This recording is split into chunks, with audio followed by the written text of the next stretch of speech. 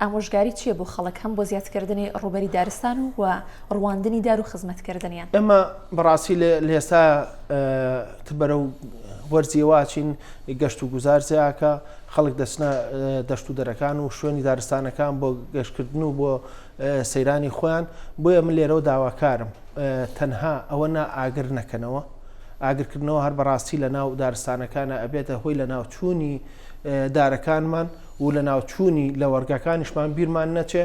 ئێمە ساڵی پار لە ناوچەی قەرەداغ ڕێژەیەکی زۆر دارستانەکان سووتە، ئەمەش لە دووسێ لایەنی ترەوە هەر دارەکان نییە کە ئەسووتێ. ئێمە لە وەرگەکانیشمان کە پاوانەکانمانە ڕێژەیەکی باش پاوان سووتە، گوندنیشتینەکانمان لادیەکان لەوێ بەڕاستی بۆ هۆی ئەوەی کە لە وەرگان نەمێنێ بۆ ئاژەڵەکانیان. ئەمەش لە لایەکی ترەوە کاریگەری کاتە سەر بژێوی ژیانی خەڵکەکەمان.